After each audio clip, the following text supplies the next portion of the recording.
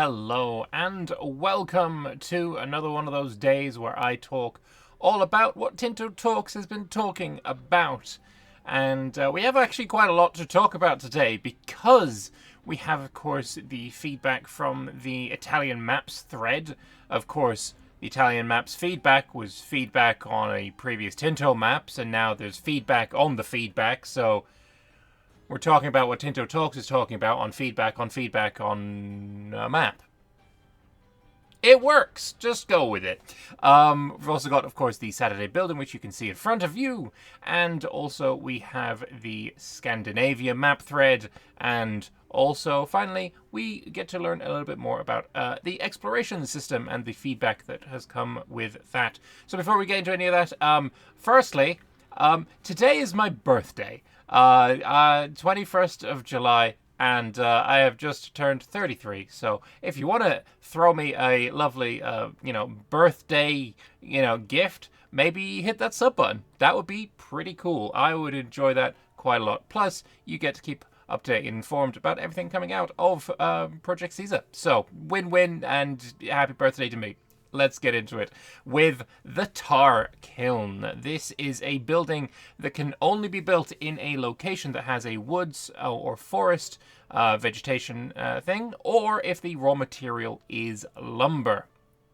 And it's generally going to be something very useful in Finland, which is, of course, been shown in the Scandinavia region map, even though Finland is not a part of Scandinavia. Sorry, I had to get that out of the way before my wife killed me. And I feel like it's going to be a building that you're going to want to build quite a bit because the tar that's there is probably going to be used for quite a lot of building products, or projects even. Can we use imported lumber to set up the tar kiln? No, it needs to be in a forest or woods or where the raw material is lumber. Makes sense. There was a really good thread about major rivers, and I've gone over my thoughts on major rivers quite a bit in the past few months. I think they should act like wastelands, where, boats can't go on them, but nor can troops, and then you would have various crossing points. I think that would be a really good situation, a good scenario for major rivers. At the moment, the code for them is not working as intended. So, when we are seeing maps of the trade regions, the markets, they're not taking the rivers into account just yet. But that will be coming. But I definitely think they could be expanded to be literal on-map obstacles and basically just like a lake. I did have a really good comment on one of my videos that my proposed scenario, this wasteland situation with various straight crossings for regular crossing points, doesn't really work for some of the major, larger rivers like the Mississippi, for example, where it's not possible with that time's technology to build bridges over it because it's bloody huge. To that, I would say I would implement a system a little bit like CK3's automatic boaty stuff. I think it might be a good idea if you had, if you wanted to cross an army over a river, and I could potentially even replace the straight crossings with this, to be honest. If you wanted to make an army cross a river, then it could do so basically like transporting an army in CK3, where you don't actually need boats. They create the boats out of thin air. It takes a long time for them to do so, and I would also have them get a quite devastating morale debuff while the crossing is going on. I think that would be a really cool situation. I don't know if my ideas are going to be implemented. There's no indication that that's the case. But I feel pretty strongly about having wasteland rivers. They worked in every mod that I've played that uses them. So if you're watching this, Johan or Pavia or St. Dave or any of the other wonderful Tinto guys, that would be pretty cool. But on the topic of rivers, of course, Pavia also has something to say. They already have rivers in-game, and they've considered them as a relevant feature since the start of Project Caesar, which is great to see. Obviously, rivers this thread was all about how major rivers should have a major impact on gameplay, and I agree, of course, that they do, and they should. And it seems like Pavia also, and the rest of the Tinto team, agree with that sentiment as well, that they should have, they should be relevant. They should have absolute impact on the game. Rivers are, and even are today, massively useful when it comes to the transport of goods. Something like 15%, I think. That number, I vaguely recall being correct, of the tonnage of trade that goes through England goes through rivers. And maybe that is because it has to sail up the Thames to get to one of the major ports in England. That might be true, but it's still using a river, So rivers, back then played even more of a pivotal role. England built like thousands of miles of canals to facilitate even more waterborne trade. It's just a lot easier to, sail a ton of coal down a river than it is to drag it by horse and cart, both in manpower usage and also just effort required. But yeah, they are under a work-in-progress review process. They're not ready to show them in detail yet. I'm very, very excited to see in what form they end up showing off rivers. More news about rivers by the end of the summer, when we've planned that this work will most likely be completed and ready to be shown. Looking forward to that. That is huge news, very much so. But that is that, and we will move on to talking a little bit more about Italy. This is the feedback from the feedback thread. This is, we had Italy maps, then we had an Italy map review thread, responding to feedback from that original thread, and now this is the feedback on there. The population numbers should be changed. Population at the time was 12.5 million, 2 million higher than it was in the old map. Just a couple of the many books and details. So the guy's sourced his claims, which is entirely fair. Pavi responding here. As I previously mentioned in other Tinto maps and posts, we're using a method to calculate the populations consistently worldwide. In the case of Europe, it is especially tricky to tweak pop numbers across regions, as that may lead to important gameplay imbalances. That said, we're taking note of all these sources being linked in different feedback threads, so if we end up reviewing the population on a macro level, we keep the consistency of the calculations. Which is fair. I mean, there are a lot of sources with very contradictory claims, so you could take the absolute best case scenario source for a region, and then the absolute worst case scenario source for the region beside it, and that is completely imbalanced. So you do need to have some kind of parity between your sources, like say on the macro level here. There hasn't been any more Greeks added. Seriously, how does Sicily not have a visible Greek minority? But they have, in fact, added some more Greeks. Greeks are the white striped ones here. There was some claims or some requests for some of these provinces to be Greek majority, but I believe that was not added. But we have got some of these, I think they're Grekoi or Grekalis, something along those lines. I forget the exact name of it. But there's some more Greek pops added to Sicily and to southern Naples. So that is lovely to see as well. Their locations should be renamed. These things, basically, lots of feedback here. And they've implemented some of it. I'm not sure. I think this map looks really ugly. It looks really bad. Having the mountains be black, I guess makes sense, but it just looks so... I don't know. It looks dirty in a way, I'm sure it's fine, but it does look weird. I feel in this image. But they've implemented some of the feedback and the dynamic location names in action after being implemented. It's very nice to see that start working. So Trient, I think this is, Venice would be here-ish. So this is Trent and then going into the Alps up here. I think that's where we are in this. I don't know. Is this Trent, as in, Trentino, that place? Or is this just annoyingly named quite similar and confusing? I don't know. But moving on. Again, more feedback here. I'm talking about the lands of the Po Valley, and they have added some more marshes to the Po River Valley, so it's not just pure flatland now. There are a lot more marshlands, which is kind of nice. I do think that if Paradox manages to get the engine upgrade that it looks like they are looking for, whether it be a new layer like Gemini was a new layer, or whether it's a new engine entirely, I don't think that's so true. Or whether it's just the standard upgrading of engines that happens with every new title. They are wanting it to have a feature where, the map can change, so a flatland can change into a marsh, or vice versa.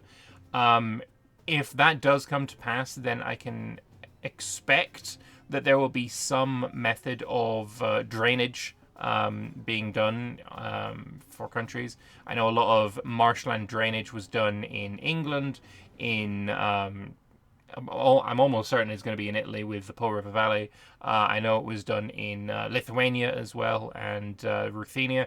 And, the drainage of marshes in order to, open up that land to more, livable areas is, it happened during this period. And also, if they manage to go that far, maybe even turning a little bit of the ocean into land for the Dutch. If they manage to do that, that would be absolutely phenomenal.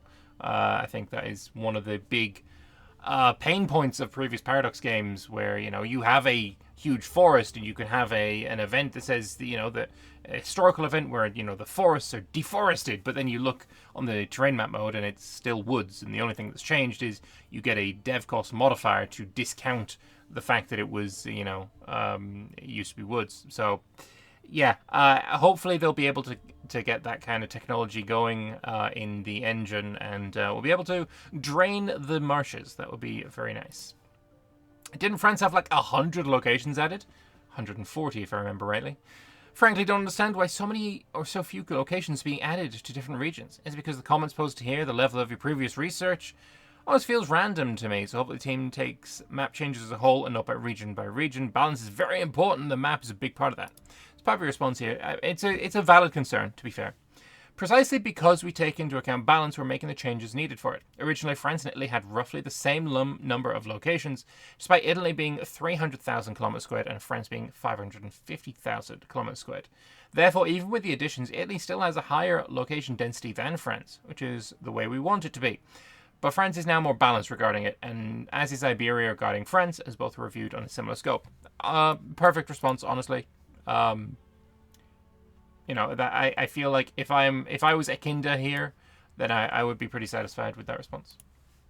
I really wish y'all directly shot down Ostia non-coastal Rome. I hate to be demanding, but I'd love to be told as to why it's not happening at least.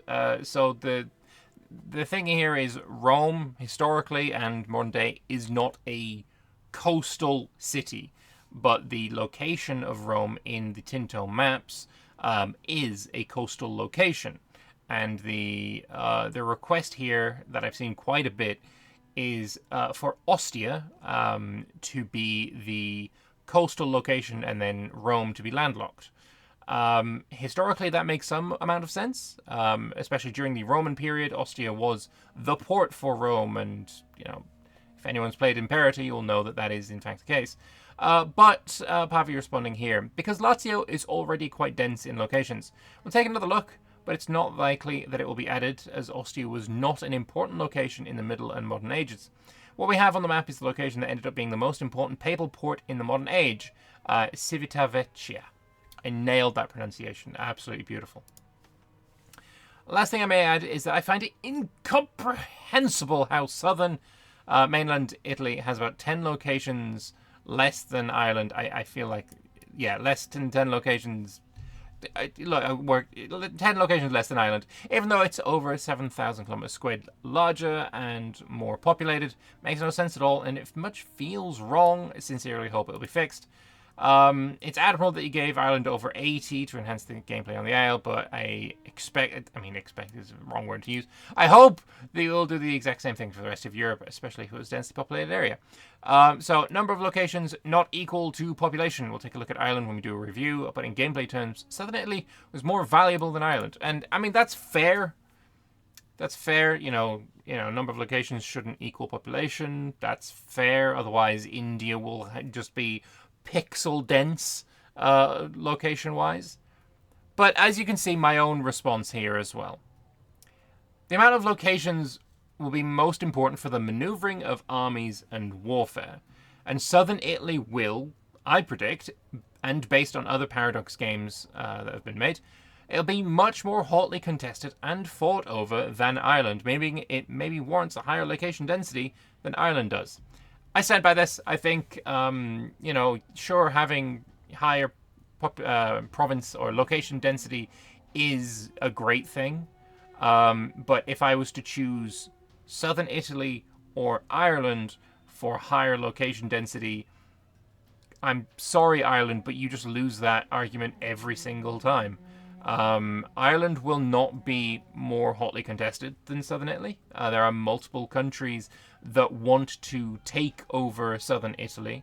The rise of the Ottomans, they might want going into Southern Italy. The unification of Italy, Aragon, maybe the Pope wants to go down there. Naples itself wanting to survive. There will be more wars fought in Southern Italy, and locations are mostly important for maneuvering of armies, right?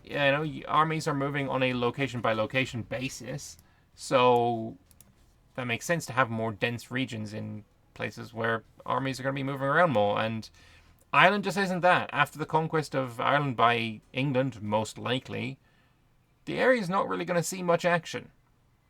Whereas Italy could see action all throughout the game. So, yeah, I stand by what I said here. I'd like to know your thoughts on it as well, though. So, leave your thoughts down in the the comment section below. That would be pretty nice. I enjoy reading all your comments. So, yeah, obviously comments on anything else that's been said as well also works.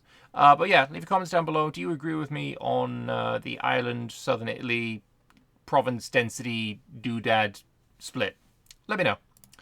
And then finally on this Italy feedback thread, Agricola here has a bunch of suggestions about what locations should look like. Again, talking about Ostia, Vicenza, and Florence. But he's using Google Maps screenshots kind of overlaid over things, which doesn't essentially work very well. You're using Google Earth, which is a different projection than ours, so it's not going to fit even if you try. We have a world map in GIS. I forget what the acronym stands for. I apologize. I'm sure the comments will tell me. With the correct projection. And we use different layers of map over it to put correctly the locations entered on the pixel map, and then paint historical geographical boundaries over it. Apart from that, we've also developed a method on how to paint the locations. So let's take the example of Tuscany, which let's open up his map so we can have a look at what he's done for Tuscany. Essentially looking at the region of Tuscany and where the cities are. So he's saying Pistola is here, Prato is like almost on the border with it. Then Florence is again on the border. Maybe if I zoom in it won't. That's annoying. Then Florence is on the city of Florence is on the border between Prato and Florence. So Florence should maybe be down here, where it is in fact the real location is up here, etc. So basically saying that cities are kind of misplaced. Yeah, they developed a method on how to paint locations. So let's take the example of Tuscany. We have 4 location centers that are very close to each other: Pistola, Prato, Borga, San Lorenzo, and Florence. To put them all on the map, we need to place Prato in the middle and allocate Pistola to its northwest, so both have decent sizes. Size of Prato needs to be fixed to the east and south, by the way. So the location centers of Borga, San Lorenzo, and Florence are part of their locations, which it is in our projection, by the way. This means that both locations have to extend to the southeast to make room for them. Basically, yeah, some cities are just too close to each other, but also too important to not have as individual locations. So things got to get shuffled around a little bit, and that's kind of fine, I would say. Especially, they're using a completely different projection system, and in this projection, they're not quite so weird as Florence being on the border between Florence and Prato. But yeah, that's a fair point that the guys made. But again, projections matter. But anyway, that is enough of the Italian feedback thread. Let us go and have a look at the Scandinavia thread. There's quite a lot of nice information in here. So, first of all, really like all this unpassable terrain in Norway. Historically, the Swedes had to go through Jämtland and Härjedalen. Härjedalen, okay, to get to Trondheim. And now they'll have to in-game as well. Jämtland was very hostile to the Swedes and couldn't support too huge an army if they have to live off the land. If the Swedes want to attack Bergen, they would most practically have to do it from the sea. And Johan's got a really nice response here. Norway is such a fun country to try out. 3 different concentrations of population in Viken, Trøndelag, and the west coast, and connecting them by land is not really easily feasible. Winters are long and harsh, which is something that we'll get into in a moment. And the raw materials of fish lumber and wild game, while useful, are not as valuable as spices or gold. There's a silver mine in Kongsberg, sorry. Theoretically, it should not be open yet, but whatever. But population levels are so low, it's hard to really exploit it. Really nice information. I kind of like this. As a suggestion, Johan, if you are watching this, and I know you watch some of my videos, so that would be, if you are, that's great. This kind of like one paragraph kind of, this country is fun to play because of this reason, this reason, this reason, is awesome. I love this. So, like, if you are doing Tinto maps in the future, I guess this goes for Pavia as well. At the end of the Tinto maps, just say, and the countries that I find really interesting to play in this area, I like, say we're going into Germany on Friday. At the end of the Tinto map, say, Brandenburg is fun to play because small little paragraph. Bohemia is fun to play because small little paragraph. Cologne is fun to play because small little paragraph. Like that kind of thing here is so nice. I love this. And yeah, very much want to see more of that for sure. More granular than I expected. It looks great. Maybe it's been answered before, but can resources change over time? Yes, they can change. But, I mean, resources changing was also a thing in EU4, so that's not too surprising. You can also build a sand pit to get sand in Sorsele. I don't know. Maybe Circular has a thing against Sorsele or for it. Who knows? You can also build a sand pit as a building in many, many places. I think we had the sand pit as a Saturday building already. Not sure it's been answered and asked and answered somewhere, but you're able to change the vegetation of a location given enough money and manpower. It's what we talked about before with the engine getting an update for Project Caesar, and this is one of the things that they want for it. Only if we get the graphics code to work for that. It would very much please me if they can get the code to work for that, for sure. Dynamic weather confirmed. This is when he said about the winter in Norway. Winter is coming. Cryptic. I mean, I guess you sure doing the the Song of Ice and Fire reference. Like I get it, but also at the same time, I don't think dynamic weather is really what is being described here, right? Dynamic weather being it's now raining and so my armies are getting a slight supply limit debuff, or something along those lines. I don't think that's what we're seeing here, but I do think we're going to get climate as we already had in EU4. In winter, supply limit goes down, and then in summer it goes back up. In Imperator, Invictus, which is a mod for Imperator that kind of improves the game, which Johan has directly said is where they thought they would bring the game if development continued. So it's relevant. In the summer, crops or food, basically, your wheat, your sheep, your other food sources, fish and stuff, you got more food out of provinces in the summer than you did in the winter by a lot. And we could potentially see that being the case here in Project Caesar as well. Your wheat producing locations will not produce quite so much for a few months of the year. That would be kind of cool. It's a little bit frustrating as well sometimes, but historical accuracy and all that, it would make sense. It's not even historical accuracy; it's just biologically realistic. Anyway, you actually made Skåne Danish, and you didn't even make them, and you made them playable. You're not Swedish after all. But they are, in fact, ruled by Sweden as a dominion, as we'll see later on. Will recreating Sweden's EU4 borders with colonization be something which can take an entire century or be relatively quick? It depends. Balance is not set in stone yet. Even in 1444, it was not colonized, really. And, of course, that is talking about getting all of Finland and northern Sweden, Finnmark, etc., and colonizing this to the same level that it is in EU4. Is the Hanseatic League an international organization? No, it is not. I'm of the opinion and belief that we are going to be seeing the Hanseatic League as a non-location owning country. Instead of, I think we're going to be able to play as the Hanseatic League. There's been a lot of crypticness about Hanseatic League going all the way back to like the Markets Dev Diary. We can actually just quickly have a look at that. I'm pretty sure it was Markets and Trade where we first saw Hanseatic League. Yeah, here.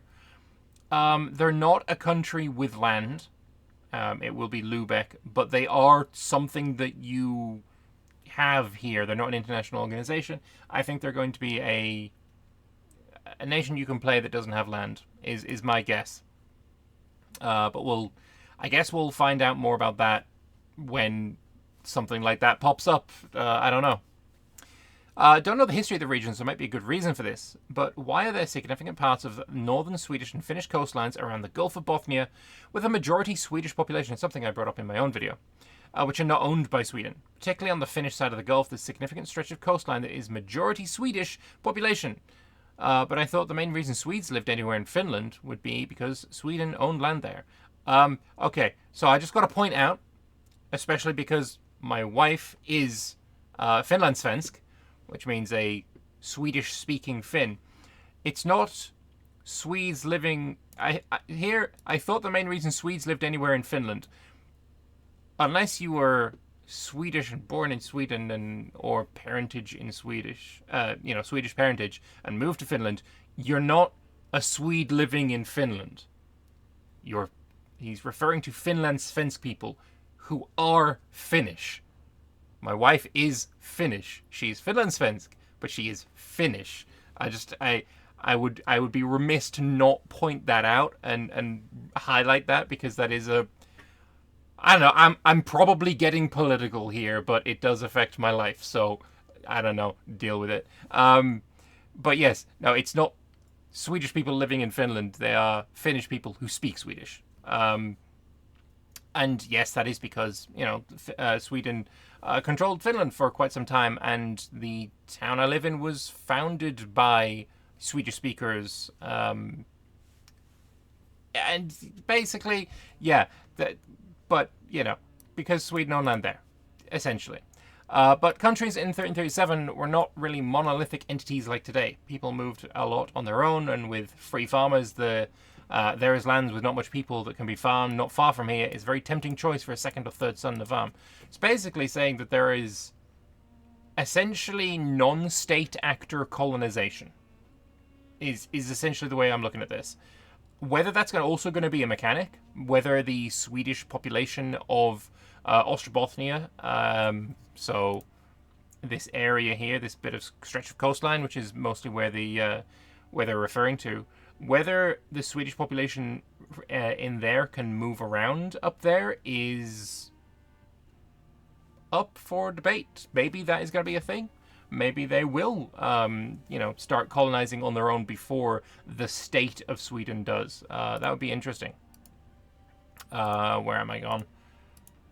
Here, yes. But yeah, sorry, I feel like I had to bring that up. Maybe I went a bit too much into it, but it is what it is. Moving on, though, is tar grouped with lumber? It was one of Finland's major exports during the early modern era. Tar is a produced good, and I guess this may be the comment that encouraged Johan to show off the tar pit on Saturday.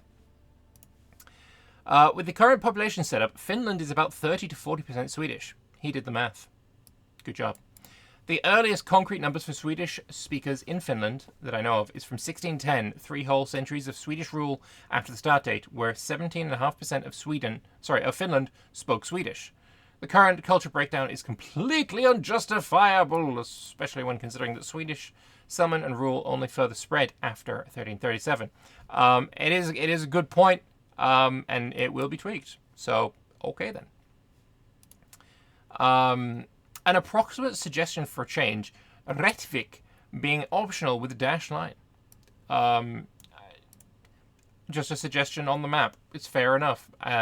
Doesn't really warrant any massive, in-depth response, but Johan had a funny one to say. He'll add Rättvik as a location when hell freezes over. Whether he's talking about one of the locations in Norway named Hell, which does probably freeze over quite frequently, who knows? I guess most of the hells in Norway are spelled with only one L, so maybe that's fine. But yeah, Johan's mother's family is from Leksand, and their ancestor was the first Protestant preacher in the church there. Cool information. And then, yes, we're going on to here. So that is actually the final bit of the talk for the maps. So, of course, after the maps, we're going to talk about the exploration. I had quite a lot of, I wouldn't say controversy, but there was some kind of two camps when it came to exploration. Camp A being, this is better than what we have in EU4. I like it. Camp B being, I wish it was more, I wish the player had less agency. As in, I have my conquistador, or explorer, I should say. I should be able to say, hey, explorer, go in direction. And then after a certain time, I get maps. Or not. And maybe it shouldn't be the case that the player is choosing, I would like you to explore area named this, or area named that, etc. Which I think is a very fair comment, and very much so, I think many mods will probably make it a more historical setup for exploration. After seeing these comments, and especially having seen comments based on the various explorations that were done, I would agree with it. I would say that that may have been a better system, where I set off my explorer to, I would like you to go and search for X region, and then they come back and say, well, I didn't find that, but look at what I did find. Holy, that would maybe be better. But, we'll see about some responses. To check my understanding, to get to the new world, you need to explore each sea area along the way in turn. Yes, but the open sea lanes are rather large. And, yeah, we have a pretty big map here looking at the various areas. So we have here, obviously, the Atlantic Gulf Stream looks absolutely colossal, but as far as I'm aware, you cannot actually put your boats in this area here, this large chunk. They can only go down these corridors, I guess you could call them. These lanes, these sea lanes. And if that's the case, I don't know why these aren't, not colored in. If they were just sea colored, that would be maybe better. It would look better. It would make a little bit more sense. But yeah, generally I think this is a really nice map to see, and makes your colonization look a little bit more understandable. You are going to explore the Atlantic Gulf Stream, and I guess from there you will be able to find the island of Bermuda. I'm pretty sure that is Bermuda. Yes, it is. Sorry, I need to tilt my head so that I could, understand what's going on here. go and explore the Atlantic North Equatorial, and then you'll get all of these, sea locations explored. I think it's going to be a bit more understandable when you go, explore the Bahamas Sea, the Antilles, etc. But it would also be nice if you could, as Spain, say, go east, and then your guy goes and he explores the Bahamas Sea and then comes back and is like, yo, I got the Bahamas Sea maps for you. But it might not necessarily be the case that he gets that. Maybe instead he finds himself on the American East Coast, or he finds himself in the Antilles coast and finds these islands instead. And you wouldn't actually get the ability to choose which of these he gets. It would be somewhat semi-random. I think that would be kind of cool. But yeah, I don't know. Will it be possible to automate exploration on the same land? In some mods or vanilla EU4, it's annoying if I'm playing a nation which has terra incognita, but can still set someone to explore automatically due to being on the continent. Basically, you know the search for the 7 cities thing that you can do on an army when they are in the New World? You're not able to click that button in, say, Africa, because reasons. This is not a colonial region. But there are no such limits in this game, so you can have an army, I assume, explore. Maybe it is just going to be using an explorer with this system, not using an army at all, for sure. You can get them to explore Africa or the Americas, without issue. I guess the only limitation will be you can only explore regions that are adjacent to regions you own. I think that was stated. I remember in Medieval 2 Total War, you couldn't explore with earlier ships that were not designed for rough waters and open seas until you had the proper ships to explore. Otherwise, they get attritioned and sunk at sea. Would it be possible to have something similar here? For open sea, yes. You cannot explore the open sea without later technology, later ships. Very cool. Missed this in the first read-through. It's a big change. Let me just open it up to find out what he's talking about. If it's an inland area, you can only explore if it's adjacent to an area you own. Yeah, we saw that. The inland areas are going to be a lot more untouched for longer. Quick question. Does areas you own here mean you need to own every location in the area, a majority of the locations, or just one, and they have not decided 100% on the rule yet? I think owning every location in an area, terrible idea. Terrible, terrible idea. Because what if you and France are both colonizing, the eastern coast of America? You get half each, but neither of you can go further inland to explore it because you don't own all of it. Terrible idea. I don't even think a majority works. It needs to just be, it's somewhere between a majority and just one. It needs to be that kind of way. Maybe after you own a certain amount, if you own 5 or 10 locations, then you can go further inland. Make sure that your colony is established. But yeah, they haven't decided on the rule yet, so maybe eventually. Is there equivalent to the 7 cities, exploring for gold and all that? It was one of those, it was fun, but also too repetitive. I don't know. I feel like I enjoyed them, especially when, you're talking about mods as well, adding new ones. The search for the 7 cities in Anbana, for example, is a lot of fun because you're searching for things like the Elf Bride and a city made of dames tier and all these kind of really cool things. I think mods can probably still add that kind of thing. I don't think that's going to be too difficult for them if they wanted to add that. But I can definitely understand why someone would consider it too repetitive if all they play is Portugal and England and are only colonizing. I don't think I played those countries enough in short succession that ever became a problem for me. Winter exploration is going to be somewhat limited during the first 200 years or so of the game. Portugal hadn't even discovered Madeira and the Azores, and there was already a European colony in North America and eventually it got abandoned. And basically the answer is, it's costly and not easy at the start. Fair enough. Can you share maps with your allies? Sharing maps is not yet coded, it's why it's not mentioned. Again, this bears repeating for the umpteenth time. The only things that are getting shared in the Tinto talks are things that are actually coded in the game right now. Johan is the anti-Peter Molyneux.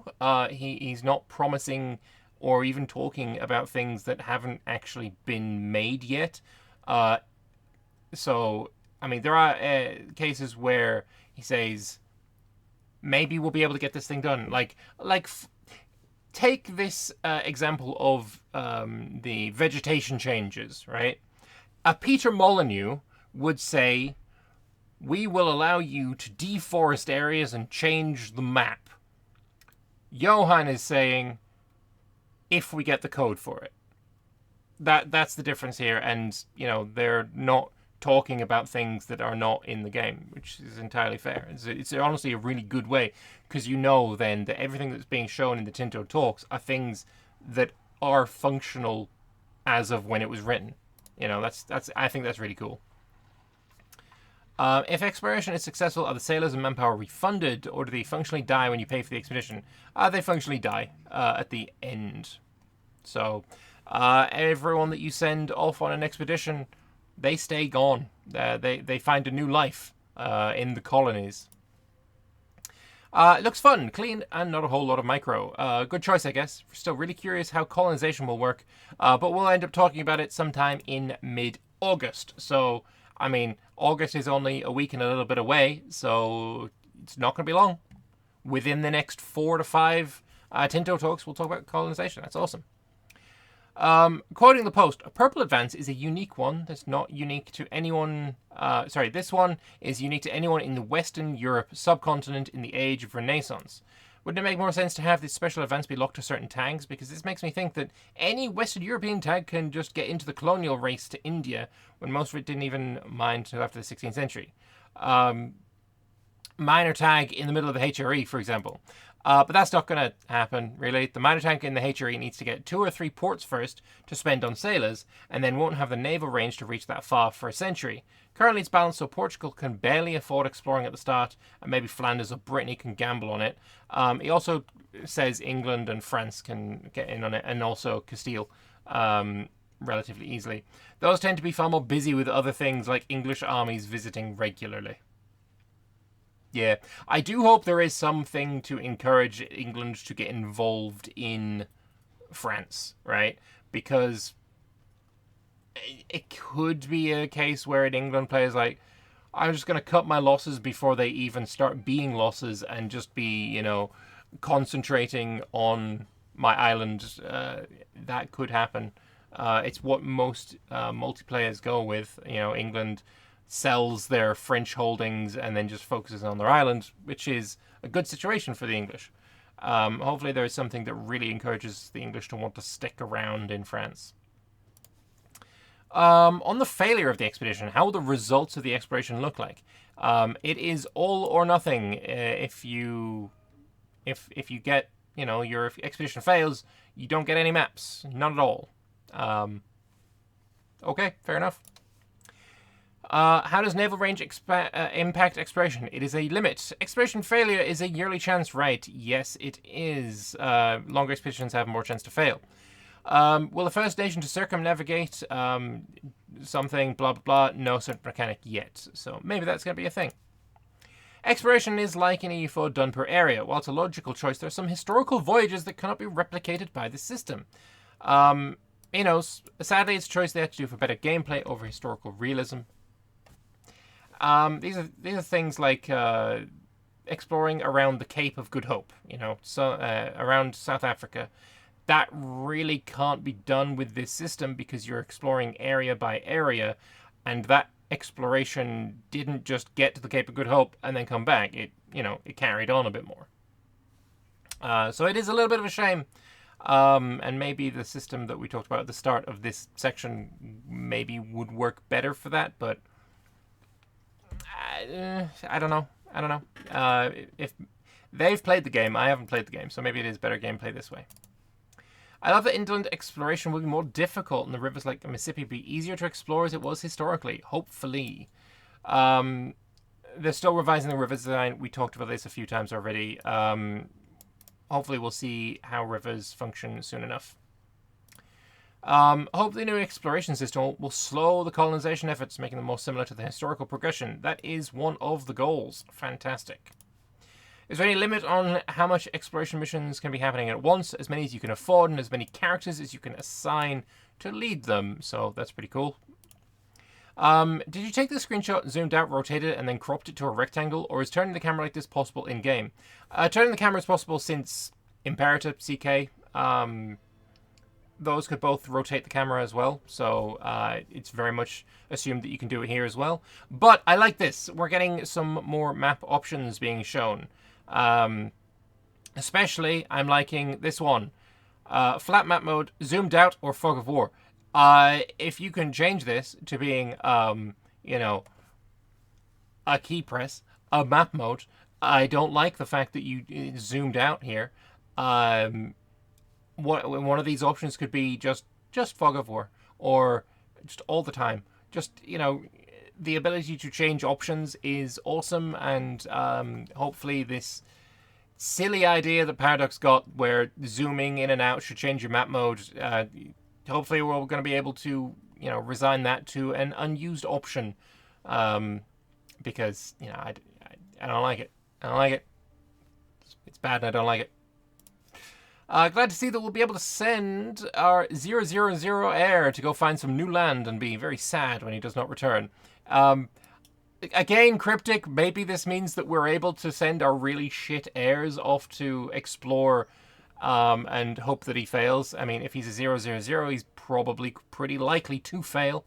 So maybe that's a way that you can disinherit your shitty heirs. It would be very cool. Will it be extremely difficult for Japan to explore the Americas via the Pacific due to winds? It should be harder. Good to know.